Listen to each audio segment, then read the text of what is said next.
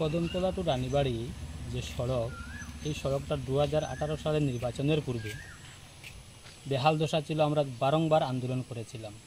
2018 সালের নির্বাচনের পর যখন বাম সরকারের পতন ঘটে এবং সবকা সাথ সবকা বিকাশের সরকার যখন রাজ্যে প্রতিষ্ঠিত হওয়ার পরবর্তী সময় এই রাস্তাতে একবার কাজ হয়েছে, তো কাজের গুণগত মান খুবই নিম্নমানের ছিল। জানি না কন্ট্রাক্টর মহোদয় ছিলেন আগরতলার। তো আমরা তো বিরোধী দল হিসাবে বারংবার প্রতিবাদ করেছি, তো আমাদের প্রতিবাদে কোনো কর্ণপাত হয়নি। কাজের গুণগত মান নিম্নমানের হয়েছে। সেই নিম্নমানের কারণে 2 বছর যায়নি, আবার রাস্তার বেহাল দশা পরিণত হয়েছে। তো আজকের দিনে দাঁড়াইয়া কদমতলা টু রানীবাড়ির মানুষ ভীষণ কষ্ট করছে। এই যাতায়াতের ব্যবস্থা, এই রাস্তাটা খারাপ থাকায় 40 দিন হয়ে অনেক গাড়ি যাতায়াত করে। কিন্তু আমরা কি লক্ষ্য করলাম, এই স্থানীয় বিধায়ক রয়েছেন, আমার জানা নেই উনি কোনো প্রতিবাদ করতে বা কোনো কর্মসূচি হাতে নিয়েছেন কি না। এবং আমাদের যিনি সাংসদ মহোদয়ও বিগত নির্বাচনের পর একবারও এদিকে আসেননি। এই যে রাস্তার বেহাল দশা, জানি না কবে নাগাদ এই রাস্তাটা কাজ হবে, কবে নাগাদ মানুষের দুর্গতি শেষ হবে। প্রায় 11 কিলোমিটার। আমরা চাইছি এই রাস্তাটা অতি দ্রুত যাতে কাজ হয়, মানুষ চলাচলের উপযোগী যাতে করা হয়।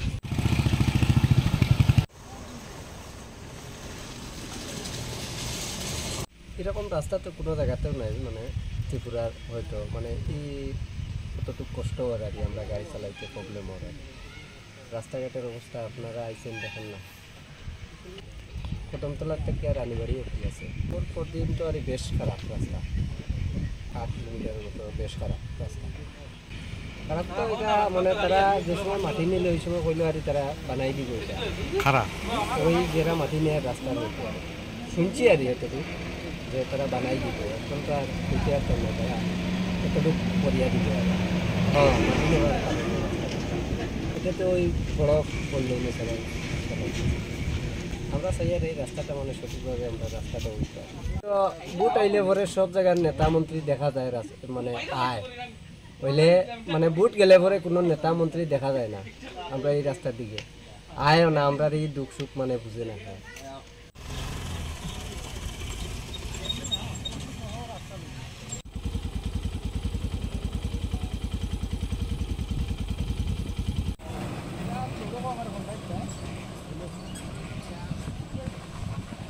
খুব ভোগান্তির শিকার, খামতাম হইলে রাস্তাটা ভালো হইতে পারে।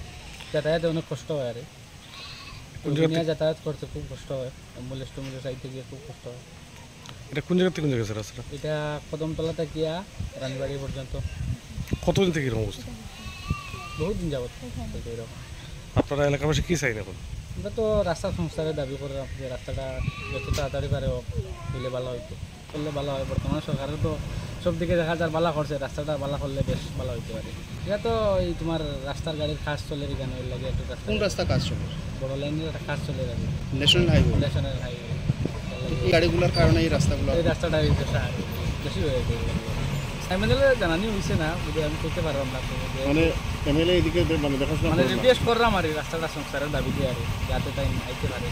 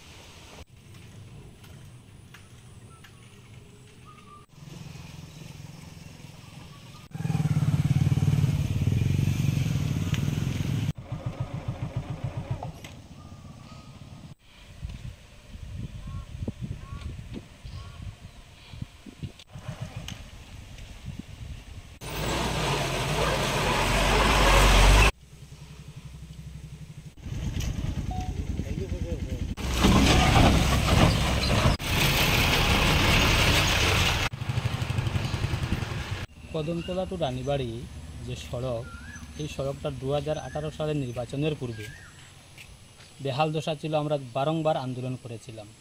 2018 সালের নির্বাচনের পর যখন বাম সরকারের পতন ঘটে এবং সবকা সাথ সবকা বিকাশের সরকার যখন রাজ্যে প্রতিষ্ঠিত হওয়ার পরবর্তী সময় এই রাস্তাতে একবার কাজ হয়েছে, তো কাজের গুণগত মান খুবই নিম্নমানের ছিল।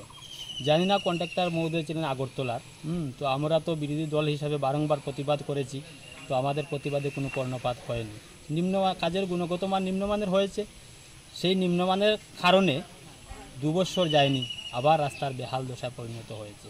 তো আজকের দিনে দাঁড়াইয়া কদমতলা টু রানীবাড়ির মানুষ ভীষণ কষ্ট করছে। এই যাতায়াতের ব্যবস্থা, এই রাস্তাটা খারাপ থাকায় 40 দিন হয়ে অনেক গাড়ি যাতায়াত করে, কিন্তু আমরা কি লক্ষ্য করলাম যে স্থানীয় বিধায়ক রয়েছেন, আমার জানা নেই উনি কোনো প্রতিবাদ করতে বা কোনো কর্মসূচি হাতে নিয়েছেন কি না।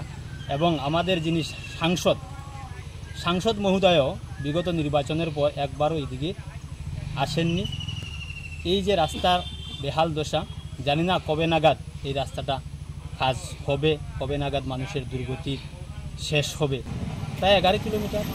আমরা চাইছি এই রাস্তাটা অতি দ্রুত যাতে কাজ হয়, মানুষ চলাচলের উপযোগী যাতে করা হয়।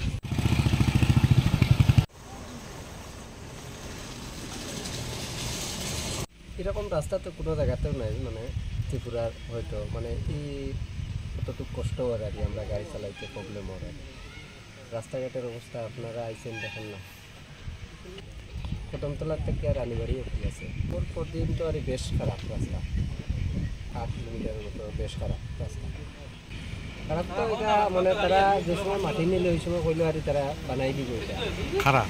ওই যারা মাটি নেয় রাস্তার মধ্যে আর শুনছি আর এতটুকু যে তারা বানাই দিব, এখন তো আর বুঝতে পারতাম না তারা এতটুকু করিয়া দিব আর মাটি নেওয়ার কারণে এটা তো ওই বড় বললো না সবাই।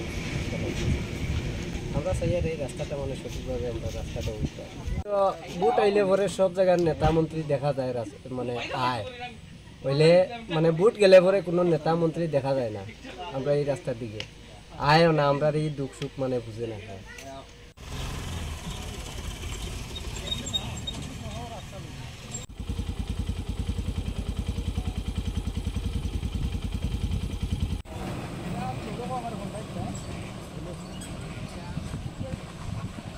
খুব ভোগান্তির শিকার, কামটাম হইলে রাস্তাটা ভালো হইতে পারে, যাতায়াতে অনেক কষ্ট হয়। আরে নিয়ে যাতায়াত করতে খুব কষ্ট হয়, অ্যাম্বুলেন্স চাইতে গিয়ে খুব কষ্ট হয়।